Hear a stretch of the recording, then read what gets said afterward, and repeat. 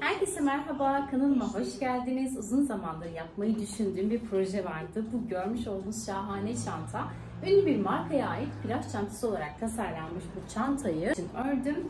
Boyu normalde daha uzundu, o yüzden de bir tık kısa tuttum. Bence plajda ve denizde kullanmak için çok iddialı ve bu çantayı ben o şekilde harcamak istemedim. Günlük hayatta bence şahane. Çok güzel. Ben harika bir renk olan bu karamel rengiyle çalıştım. Sensi'ye ait bir ip. Örümü de gerçekten yumuşaktı, güzeldi. Çok beğendim. Sadece 2 yumak kullanarak bu güzel çantayı elde ettim. İçerisinde normalde kese gibi bir şey vardı ama ben böyle kendi tonlarında veya da şu acı kahve tonlarında güzel bir astar dikmeyi planlıyorum. Gördüğünüz gibi şahane duruşuna çok beğendim yani. Şöyle bakar mısınız? File deseni de çok güzel. Yapımı zevkli, güzel. Yani çok kolay diyemeyeceğim ama zor da değil. Basamakları isteyerek siz de rahatlıkla yapabilirsiniz. Zaten bütün detayları paylaştım. Dediğim gibi 2 yumak Sensi'nin kağıt ipinden kullandım. 250 gramlık kağıt iplerinden. 3 milim tığ kullandım. Bir de şu deri detayları için 100 santimlik çanta derisi aldım tuhafiyeden. Sizler de bu şekilde bu çantadan çok rahatlıkla hazırlayabilirsiniz.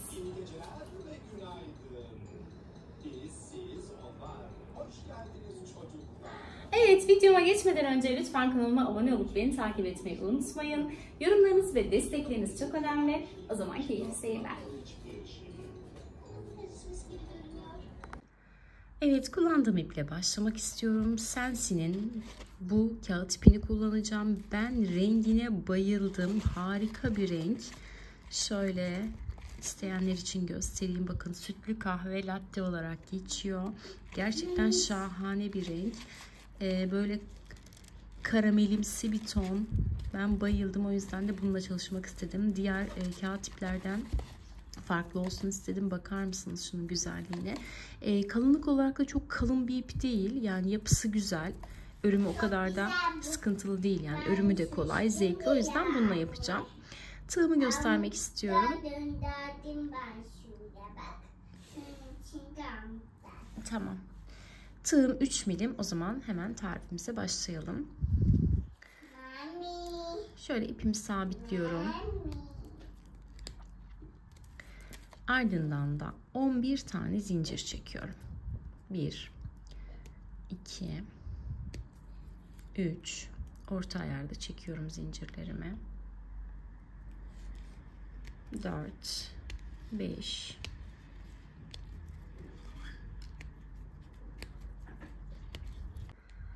11 tane zincirimizi çektikten sonra şöyle bakın, zincirin arka tarafını çeviriyorum.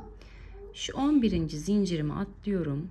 10. zincirimi şöyle arka kısmına batıyorum. Bakın şu kısmına, gördüğünüz gibi sık iğne yapmaya başlıyorum. Bakın bir sonrakine batıyorum. 2, bir sonrakine batıyorum. 3, bu şekilde toplamda 10 tane sık iğne yapıyorum.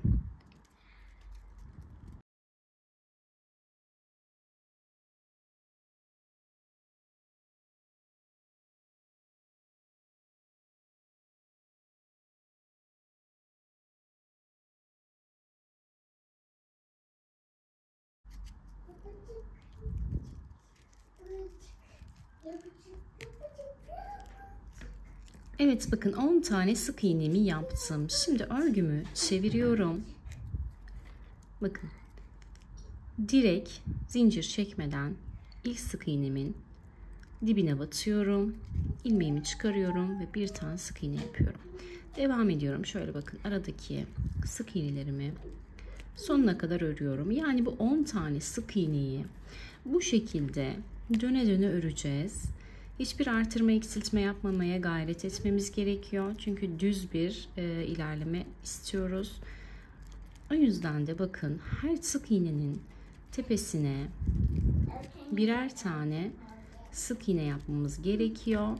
Sadık kalmamız gereken sayı 10. Bakın. Bu şekilde.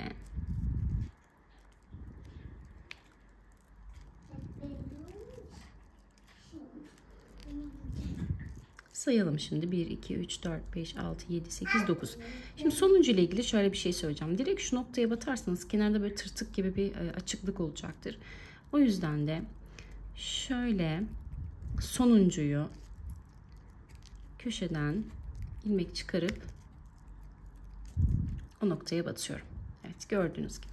Şimdi çeviriyorum tekrar. Zincir çekmeden direkt dibine batıyorum. Sık iğne. Bu şekilde şimdi ben belli bir uzunlukta öreceğim. Daha sonra ne kadar ördüm, kaç santime ulaştım sizlerle paylaşacağım.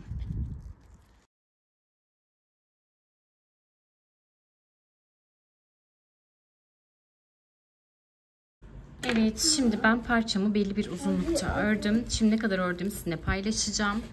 Santim olarak paylaşacağım. Şöyle bakın. Ölçtüğümüz zaman tam olarak 34 santim uzunluğunda, en olarak da söyleyeyim 6 santim. 6 santim eni var, 34 santim boyu var. Sıra olarak da söylersem eğer, bakın şu bölümler 2 sırada oluşuyor. 2, 4, 6, 8, 10, 12, 14, 16, 18, 20, 22, 24, 26, 28, 30, 32, 52. Evet, toplam 52 sıra örmüşüm. Şimdi devam ediyoruz. Evet, bakın bir üst sıra için bir zincirle yukarı çıktım. Ardından da 1, 2, 3, 4, 5. Bu ayarda toplam 50 tane zincir çekiyorum. Evet, 50 tane zincirimi çektim. Çektikten sonra şöyle gerdiriyorum.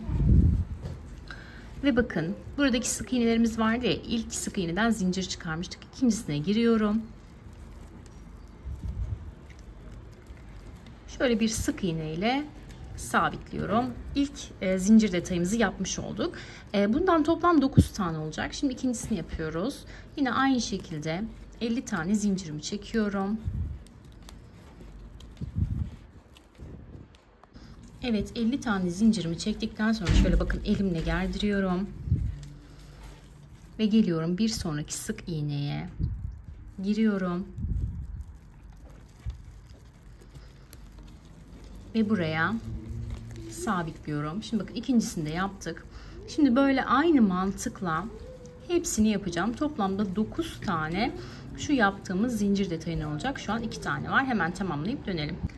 Evet, 9. zincirimi de çektim. Son zincirimi bakın şöyle yine düzelttim. Geldim, bakın buradaki son sık iğneme batıyorum. Normalde hepsinde sık iğne ile kapatıyorduk ya. Burada sıra sonu olduğu için direkt şöyle kaydırıyorum. Bir tane zincirle sabitliyorum. Ve şöyle ipimi biraz uzun bırakıp kesiyorum. Evet, bu ip detaylarını daha sonra temizleyeceğiz. Şimdi bakın bu parçadan 2 tane olması gerekiyor. Şöyle ben hazırladım. Aynı şekilde hazırlanıyor. 2 parçada aynı ölçülerle. Daha sonra da bakın şu yaptığımız zincir detayları da dahil, orta parça da dahil. Bunları şöyle güzelce bir üzerine bez koyup, tülbent koyup ütüleyeceğim. Daha sonra artık çantamızın beden kısmına geçebiliriz. Burası askı kısmıydı. Şimdi askı kısmını halletmiş oluyoruz. Dediğim gibi şimdi ben güzel bir şekilde ütüleyeceğim. Daha sonra devam edeceğiz. Evet, bakın 2 parçayı da şöyle güzelce ütüledim. Bastıra bastıra güzel bir şekilde ütüledim. Şöyle bakın gördüğünüz gibi çok da güzel göründü. Şimdi hemen çantamızın beden kısmına geçiyoruz. Şöyle parçalardan herhangi birini aldım. Bakın sırasıyla örmeye başlayacağız. İlk zincirli kısımdan başlıyorum. Şimdi bu kısma ipimi sabitleyeceğim. Önce bir şöyle bağlayalım. Evet, daha sonra bu ipi aralardan yürütüp temizleyeceğim zaten. Evet. Şöyle bir tane ilmek oluşturuyorum. Ardından da bunu bir zincir sayıyorum. 2, 3. 3 tane zincir çekiyorum. Bakın tam orta kısmı olması önemli. Geliyorum, bakın ikinci zincirimi alıyorum. Şöyle düzeltiyorum. Tam orta kısmını denk gelecek şekilde. İkinci zincirin ortasına batıyorum. Bir tane sık iğne yapıyorum. Ardından da yine 1, 2 tane zincir çekiyorum. Bakın bu nokta önemli. Ardından da şu bakın tam tuttuğum aradaki kısma, boşluğa şöyle batıyorum. 2 zincirden sonra şöyle bir sabitleme detayı yapıyorum. Şöyle bir küçük model var örgüde. Ardından yine 1, 2, 3 tane zincirimi çekiyorum. Bakın bir sonraki zincirimi düzeltiyorum. Tam orta noktasına batıyorum. Sık iğne ile sabitliyorum. Daha sonra 2 tane zincir çekiyorum. 1, 2 zinciri tam bakın şu ara noktadan batıyorum ve sık iğne ile sabitliyorum. Yani fileler düz şekilde değil de böyle ortada bir detay vardı. Bakın burada ne görüyoruz? Bakın bir hata yaptım. Şu şekilde yapmam gerekirken ters aldım. Hemen söküyorum.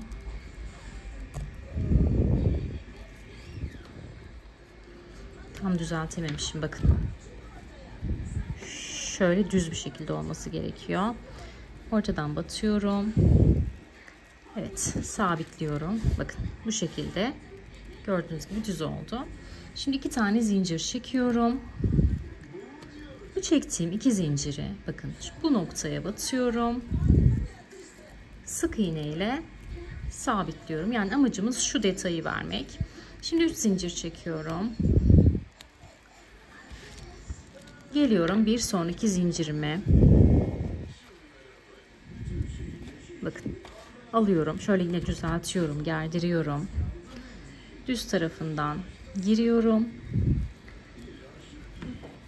Ve bakın sabitliyorum. Sabitledikten sonra 2 tane zincir çekiyorum. 1, 2. Yine bu noktaya batıyorum. Ve şu şekli veriyorum. Bakın gördüğünüz gibi. Şimdi sıra sonuna kadar sırasıyla bütün zincirlerime aynı işlemi yapıyorum. Gördüğünüz gibi. Ardından da bu kısımla devam edeceğiz. Şimdi ben buraya kadar yapayım. Daha sonra buraya geçmeyi de yine sizlere göstereceğim. Evet, bakın bu bölümdekilerin hepsine aynı işlemi uyguladım. Gördüğünüz gibi. Şimdi artık bu kısım bitti. Son olarak da şuraya 2 zincir çekip şu detayı verdim. Şimdi düz tutarak şöyle diğer tarafını getiriyorum. Bakın düz tuttum. Diğer tarafını getiriyorum. Şimdi buradan devam edeceğiz. Bakın şöyle denk getiriyorum. Şimdi yine 3 zincir çekiyorum. 1, 2, 3. 3 tane zincirimi çektikten sonra bu taraftaki ilk bakın zinciri yine şöyle düzeltiyorum. Ortasına, tam orta noktasını buluyorum. Orta noktasına sabitliyorum sık iğneyle. Ardından yine 2 zincir çekiyorum. Alt noktadan batıyorum ve sabitliyorum. Yine 3 zincir çekiyorum. Bakın aynı şekilde devam edeceğiz. Burada ikisinin birleştirmesini yapmış olduk. Aynı şekilde devam edeceğiz. Şimdi ikincisini alıyorum. Tam orta noktasına yine sık iğne ile sabitliyorum. Gördüğünüz gibi. Şimdi yine 2 zincir çekiyorum. Alttan batıyorum ve sabitliyorum. Şimdi bakın bu şekilde yine sıra sonuna kadar aynı işlemi tekrarlayalım. Yani şu kısma kadar gelelim. Evet, bakın askının bir tarafını tamamen bu şekilde geçtim. Şimdi 3 tane zincirimi çektim. Deriyle devam edeceğim. Bakın aynı şekilde direkt diğerine geçeceğim. Şu ortada nasıl geçtiysek aynı şekilde 3 tane zincir çekiyorum. İlkine giriyorum. Sabitliyorum. Ardından 2 zincir çekiyorum. Yine şu minik modelimi yapıyorum. Tomurcuk modelini. Sonra devam ediyorum. Yine 3 zincir çekiyorum. Bakın yine sıradakini alıyorum. Ona giriyorum. Ve bu şekilde devam ediyorum. Bakın diğer parçaya geçtik. Birleştirdik. Burayı birleştirdikten sonra şöyle yine aynı şekilde tutacağız. Bakın. Yine bu kısımdan birleştireceğiz. En sonda şöyle bir oval şekilde bununla birleştireceğiz. Yani aynı şekilde döne döne hepsini birleştirdiğimiz zaman şöyle bir görüntümüz olacak. Bakın, bu kısım şurayla birleşecek. Bu kısım burayla. Şimdi ben hepsini bir birleştireyim. Daha sonra devam edeceğiz. Evet bakın döne döne hepsini ördüm. Şimdi son birleştirme yerimi yaptıktan sonra bakın böyle daire şeklinde oluşmuş olacak. En son yine bakın bu kısmı yaptıktan sonra 3 zincirimi çektim. Şurada bakın ilk başladığım kısım vardı. Buraya geliyorum. Bakın şu 2 zincirin birleştirme noktasına batıyorum ve sık iğne ile sabitliyorum. Bakın şu bölüme pıtırcık yapmamıştık ilk sefere. O yüzden 2 tane zincirimi çekiyorum. Bu noktaya yine şöyle batıyorum ve buraya da pıtırcığımı yapıyorum. Şimdi bundan sonra döne döne öreceğimiz için aynı mantıkla yapılacak işi söylüyorum hemen. 2 pıtırcıktan sonra 3 zincir çekiyoruz. 1, 2, 3. Daha sonra geliyoruz. Bakın. Bunu buraya yaptık ya bu araya. Bir sonraki araya giriyoruz ve sık iğne ile sabitliyoruz. Ardından yine 2 tane zincir çekiyoruz. Yine bakın şu birleşim noktasına tersten giriyoruz. Bu noktaya yine bir pıtırcık yapıyoruz. 3 tane zincir çekiyoruz. Bakın şimdi bir sonraki boşluğa giriyoruz. Buraya sık iğne ile sabitliyoruz. Ardından yine 2 zincir çekiyoruz.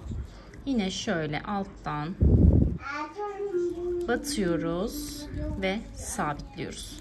Bakın aynı şekilde devam ediyoruz. Hiçbir değişiklik yok modelimizde. 3 zincir, bir sonraki boşluğa giriyoruz. Sık iğne ile sabitliyoruz. Ardından da yine 2 tane zincirimizi çekiyoruz. Ve yine arkadan batıp bu şekilde şu minik pıtırcık modelimizi yapıyoruz. 3 zincir, bir kez daha göstereyim. Bakın bir sonraki boşluğa şöyle alttan giriyoruz. Batıyoruz. Bundan sonra şu 3 zincirli kısımlara batarak modelimizi devam ettireceğiz. Yine 2 zincir çekerek şu pıtırcığımızı yapmayı da mutlaka ihmal etmiyoruz. Evet, şimdi bu şekilde çantamı ben bu beden kısmını belli bir uzunlukta öreceğim. Daha sonra devam edeceğiz. Evet, çantayı ben şimdi belli bir uzunlukta ördüm. Üzerime denedim ve bence bu uzunluk benim için yeterli. Orijinal boyu bir tık daha uzun. Siz dilediğiniz şekilde yapabilirsiniz.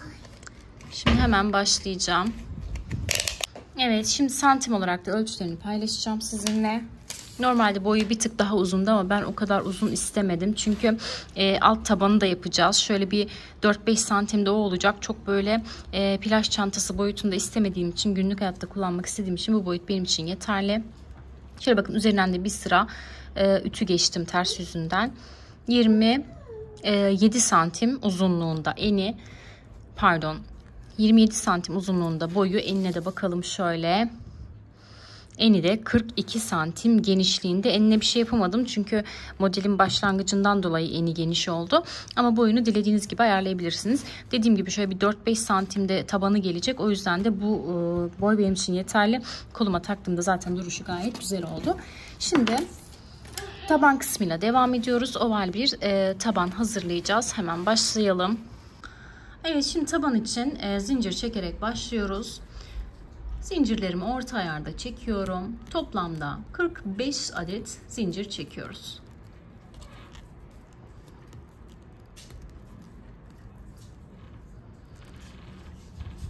Evet, 45 tane zincirimi çektim.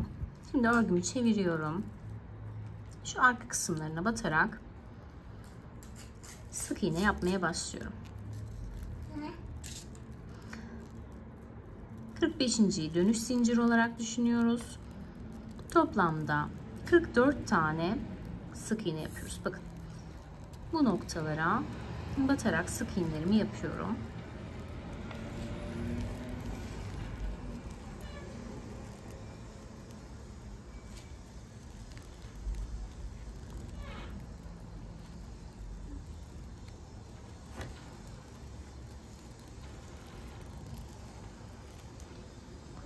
Evet, 44 tane sık iğnemi yaptım gördüğünüz gibi. Şimdi bakın, köşeler artırma yerlerimiz olacak. Şimdi 44. zincirime aynı noktaya zaten bir tane yapmıştım. Bir tane daha yapıyorum. 45 oldu. Bir tane daha yapıyorum. 46 oldu. Yani en sonda kalan 44. zincire toplamda 3 tane sık iğne yapmış olduk. Şimdi şu aradaki ipi de yürüterek dönüyorum. Şu 44 tane ilmeğin karşısına gelecek şekilde bu sefer karşı tarafı örüyorum. 1, bakın bu şekilde. 2, gördüğünüz gibi. 3, yani şu noktaya kadar, sonda kalan noktaya kadar hepsini birer tane sık iğne yaparak öreceğim. Sadece artırmaları köşelerde yapıyoruz. Ara noktaları düz bir şekilde örüyoruz. Şimdi ben sıra sonuna geleyim. Yine artırmayla devam edeceğiz. Evet, geldim sıra sonunda. Burada da bakın, tersten saydığımızda, yani bu düz değil de bu yüzde 44. Zincirin üzerine sık iğnemi yaptım. Şimdi diğer tarafta son sık iğneyi 3 tane yapmıştık. O yüzden burada da bir tanesini yapmışken aynı noktaya 2 tane yaparak yine artırmamızı yapıyoruz. 1, aynı noktaya 2. Bu şekilde artırma yaptım. Şimdi dönüyorum. Yine araları diğer artırma noktamıza kadar, bakın şurada yaptığımız aynı noktaya 3 tane battığımız yere kadar düz bir şekilde öreceğim. Diğer tarafta yine artırma yapacağız. Şimdi diğer köşeye kadar arada kalan bütün ilmekleri düz bir şekilde örüyorum. Evet, köşeye geldim. Bakın şurası artırma yaptığım yer. 1, 2, 3 tane ilmeğim var. Şimdi artırma yaptığım birinci ilmeğe giriyorum. Hemen buraya bir tane sık iğne yapıyorum. Bu noktaya hemen bir ayraç takalım. Artırma yaptığımız yeri kaybetmeyelim. Şimdi ilk sıra olduğu için bu artırma yaptığımız 3 ilmeğin her birine çift batacağız. İlkini yapmıştım. Aynı noktaya tekrar batıyorum. Artırmamı yapıyorum. Şimdi geliyoruz ikinci ilmeğe, bakın. İkinci ilmeğe giriyorum. Evet, önce bir tane sık iğne yapıyorum. Evet kızım, oraya süreceğim. Aynı noktaya bir tane daha sık iğne yapıyorum. İkinci ilmeğime de artırma yaptım. Şimdi geliyorum üçüncü ilmeğe. Bir tane yapıyorum. Aynı noktaya bir tane daha yapıyorum. Buradaki 3 tane ilmeğin her birine çift batarak artırmamı yaptım. Şimdi 3. ilmeğin sonuna yine ayracımı takayım. Artırma yerimizi ne yapmayalım? Kaybetmeyelim. Şimdi şuradaki üçlük artırma yerine kadar bütün ilmekleri birer tane örerek gelelim. Orada yine artırma yapacağız. Evet, diğer uca geldim. Bakın. Aynı noktaya 3 tane battığımız birinci ilmek, ikinci ilmek, üçüncü ilmek. Şimdi bunlara da çifter batacağız. Şu an ilk artırma sırasındayız daha. İlk ilmeğe giriyorum. Bir tane yapıyorum. Aynı noktaya bir tane daha yaparak birinci artırmamı yapıyorum. Şimdi bu noktaya yine hemen ayraçlarım nerede, almış mıyız? Evet. Artırma yaptığımız ilk ilmeğe bakın. Noktadaki ilk ilmeğe batıyorum.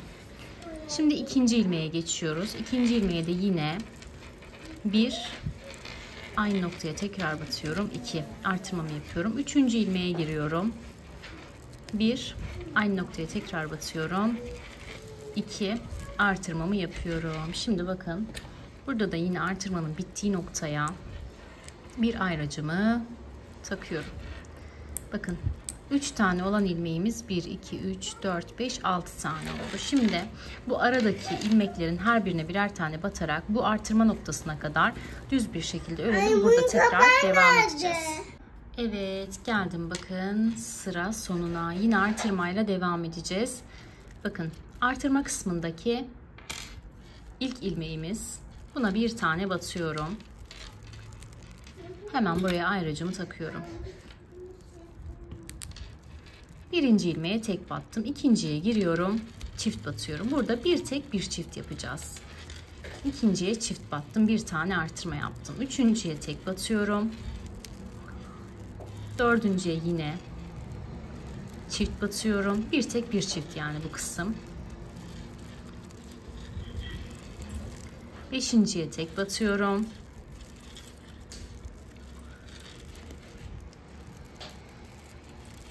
Altıncıya çift batıyorum. Burada ne yapmış olduk? Bir tek bir çift yaparak burada 6 tane olan ilmeğimizi kaça çıkardık artırma noktamızda? Bakalım 1, 2, 3, 4, 5, 6, 7, 8, 9'a çıkardık. Şimdi aradaki ilmekleri yine düz bir şekilde öreceğim.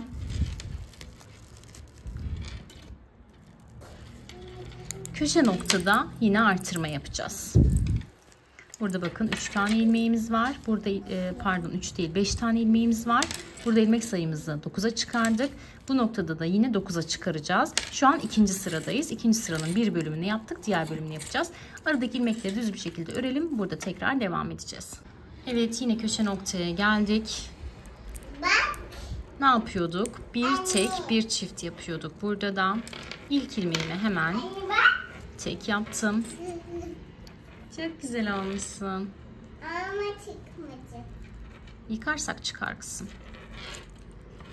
Çabuk banyoya gideceğim. Tamam, banyoda yıkayalım. İkincisine çift batıyorum. Bir tanesine tek batıyorum. İkincisine çift batıyorum. Yani bir tek bir çift mantığı. Bir tanesine tek batıyorum. Bir tanesine çift batıyorum. İkinci artırma sıramızın diğer köşesini de yapmış bulunmaktayız. Şimdi şu artırma kısmına kadar yine düz bir şekilde örüyoruz. Üçüncü artırma sırasıyla devam edeceğiz.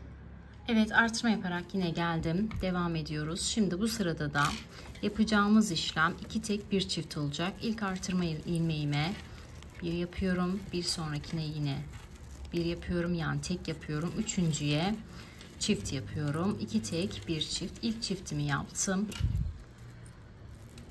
Devam ediyorum. Yine bir, iki tane tek yapıyorum. Üçüncüye çift yapıyorum. Yine iki tane tek yapıyorum.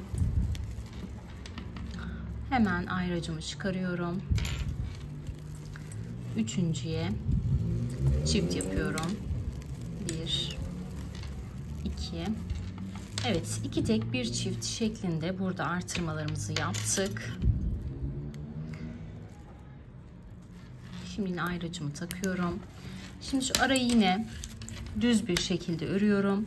Bu noktaya da iki tek bir çift şeklinde aynı buradaki gibi artırma yapalım. Bu noktayı da düz bir şekilde örelim. Son artırma sırasıyla karşınızda olacağım.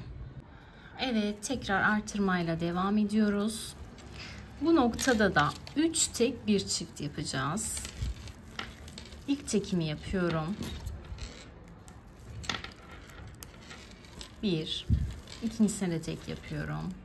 2, üçüncüsüne de tek yapıyorum. Bakın dördüncüye geldiğim zaman bu noktaya aynı noktaya bir tane daha batıyorum. 2. İlk artırmamı yaptım. Araları devam ediyorum yine 1, 2, 3 tane tekimi yapıyorum. Dördüncüye geliyorum hemen. Çift batıyorum.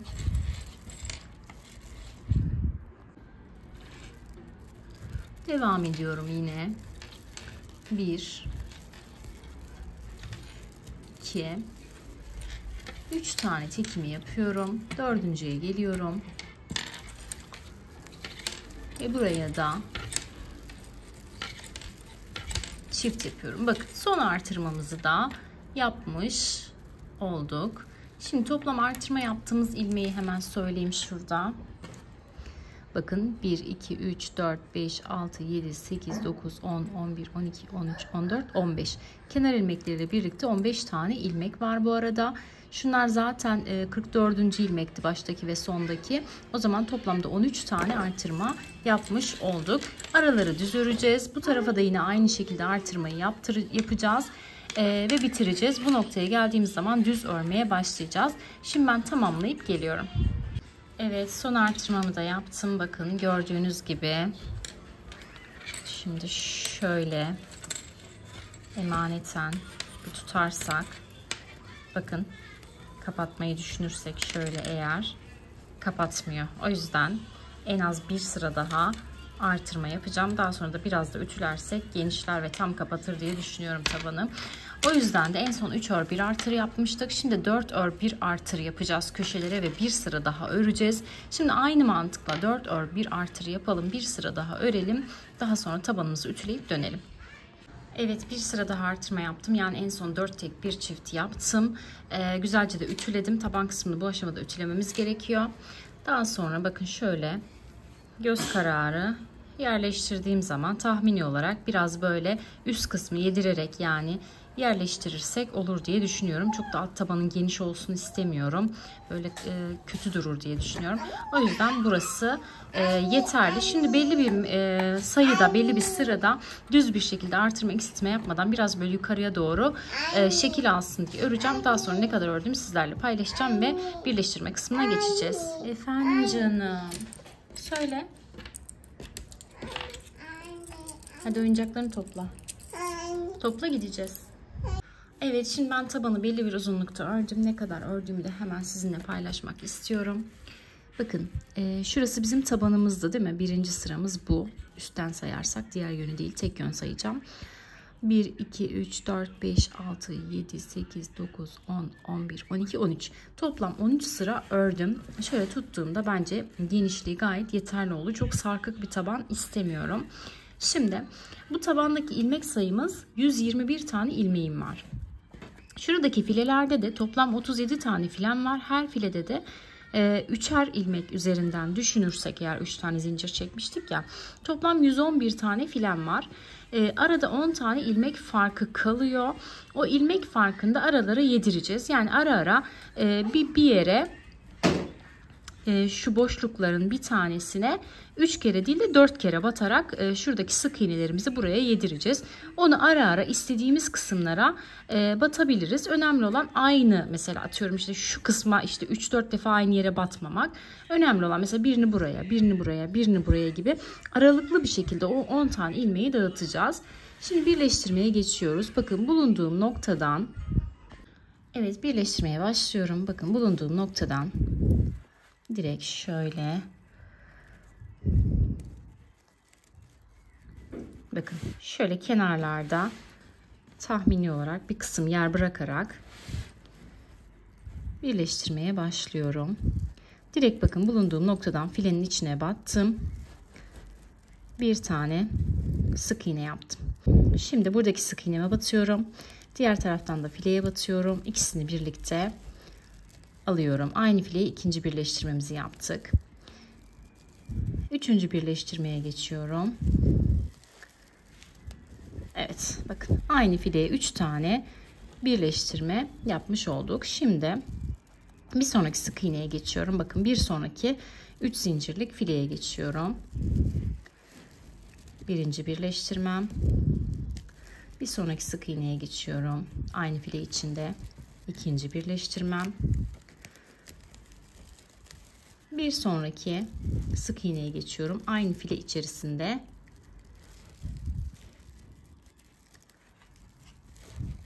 üçüncü birleştirmemi yapıyorum.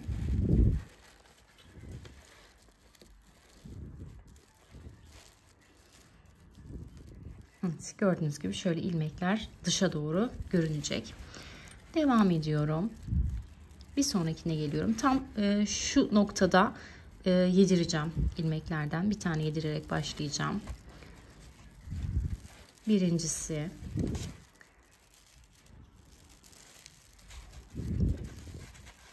İkincisi.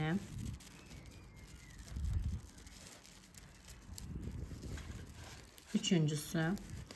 Aynı noktayı bir tane daha yapacağım aynı file içerisine. Ve dördüncüsü. Evet, burada bir tanesini yedirmiş oldum. Şöyle bakın, birleştirme yaptığımız kısım gayet güzel duruyor. Hemen şuraya bir tane not alıyorum. Devam ediyorum. Bu köşe olduğu için burada bir tane daha yedirebilirim. Bir sonraki boşluğa giriyorum. Bir. Aynı file içerisine. 2. Aynı file içerisine. 3. Yine aynı file içerisine 4 yapıyorum. Köşelerde bence sıkıntı olmaz. Evet, ikinci yedirmemi de yaptım. Devam ediyorum. Bu şekilde. Bir sonraki fileye geçiyorum hemen. 1.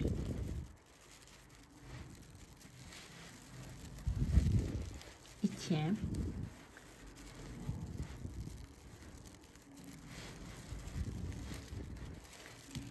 3. Aynı fileye yine 4. Evet. Üçüncü ilmeğimi de yedirdim. Evet, şimdi aynı mantıkla bütün birleştirmelerimizi yapalım.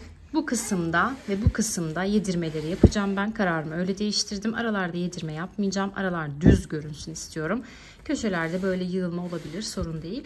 O yüzden de şu köşelerde yedireceğim ilmeklerimi. Araları her birine yine aynı dediğim gibi birer tane devam ederek bitireceğim. Şimdi birleştirip dönüyorum. Evet, aşağı kısmında birleştirmesini yaptım. Bu şekilde görüyorsunuz, tabanın birleştirmesi gayet güzel oldu. Dediğim gibi aralara yedirdim. Özellikle şu köşe kısımlara yedirdim. Şu orta kısımda büzülme olmasın diye. Orta kısım bakın gayet güzel oldu. Köşelerde de hiç anlaşılmadı aralarda yedirdiğimiz ilmekler. Şimdi bu şekilde çantamız hazır. Son bir detay kaldı. Şu yukarı kısımda görmüş olduğunuz deri detayları, bunlar da beni bayağı bir yordu açıkçası, uğraştırdı. Şimdi bununla ilgili şöyle bakın, 3 tane zinciri alacağız. Şöyle içerisinde 6 tane tek tek ayrılan zincir var. Şöyle tam ikiye bölüp orta kısımdan dikeceğiz bu derileri. Bunlar yine tuhafiyelerde olan çanta sapları olarak satılıyorlar. 100 santimlik çanta sapı aldım ben. Yeterli oldu. Şöyle bakın, birleştirmesini yaptım. Bir tanesi kaldı. Onu da sizlere nasıl birleştirdiğimi göstereceğim. Dikimi bayağı zor, gerçekten beni bayağı bir zorladı. Evet, bu şekilde satılan, ben böyle ipin rengine uygun olsun diye acı kahve aldım. Bence gerçekten de şahane durdu. Gayet güzel durdu. Dediğim gibi dikişleri çok özenli yapamadım. Daha iyi yapsam da olurdu ama artık inanın çok da önemsemedim. Çünkü bitirmem gerekiyor. Evet, şimdi şöyle 9 santimlik parçalar halinde kesiyoruz.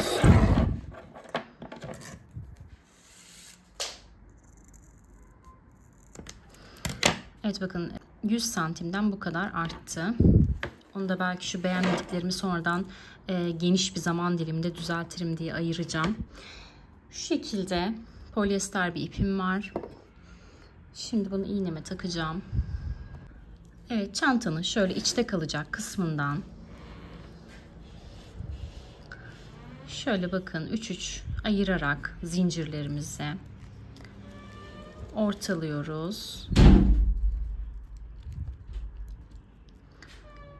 İpimi şöyle alttan gönderiyorum. Bağlama yeri içte kalsın diye. Ardından da dikiyorum. Dikiş biraz zor, deri olduğu için ince uçlu bir iğne olmasına dikkat etmemiz gerekiyor.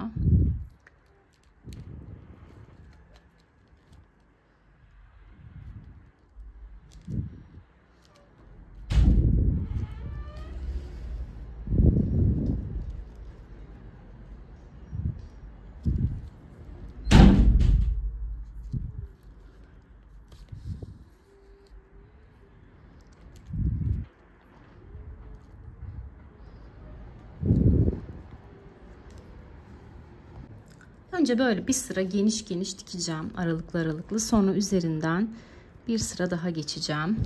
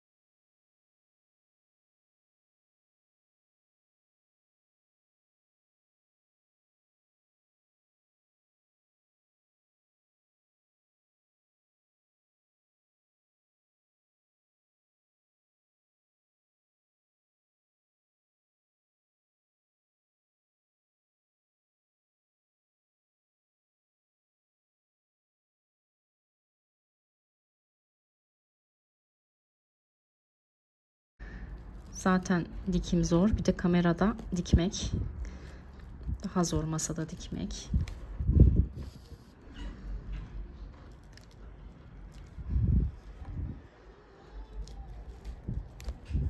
Neyse, bu da nazarlığımız olsun artık. Her şeyi de çok mükemmel yapmayalım. Şimdi bu şekilde dikeceğim. Daha sonra bitireceğim. Evet, deri detaylarını da diktim ben. Şöyle bakın. Her bölümde 3'er tane deri detayımız var. Bunları şöyle ortalayarak aynı hizaya getiriyoruz. Bu kısımda da bakın 3 tane var. Diğer kısmı çeviriyorum şimdi. Buralarda da yine 3 bu tarafta var. 3 de bu tarafta var. Evet, bu şekilde çantamızın finalini yapmış bulunmaktayız. Gerçekten şahane, çok güzel bir çanta oldu. Normalde marka bunu plaj çantası olarak tasarlamıştı ama bence plaj çantası olmak için çok güzel. O yüzden de ben plaj çantası olarak kullanmayacağım. Şimdi hemen ölçülerini paylaşmak istiyorum sizlerle. Zaten örerken de söylemiştim ölçülerini ama yine de paylaşalım. Şöyle taban kısmı 38 santim. Beden kısmının enine baktığımızda 42 santim. Boy olarak da tabanla birlikte ölçtüğümüzde 35 santim uzunluğunda böyle güzel bir çanta oldu. Orijinali daha büyük, plaj çantası olarak tasarlandığı için daha büyüktü. Ama ben plajda değil, günlük hayatta kullanmak istediğim için bu şekilde bir tık daha küçük yaptım. Bence gerçekten de şahane oldu. Çok güzel bir çanta oldu. Bunun içerisine normalde kese kullanılmıştı orijinalinde ama ben astar dikmeyi planlıyorum. Ya bu acı kahve tonlarında ya da kendi rengine uygun bir astar bulup onu da içerisine dikeceğim. Bu şekilde çantamızın finalini yapmış bulunmaktayız. Buraya kadar izlediyseniz lütfen videomu beğenip kanalıma abone olmayı unutmayın. Başka projelerde görüşmek dileğiyle. Hoşça kalın.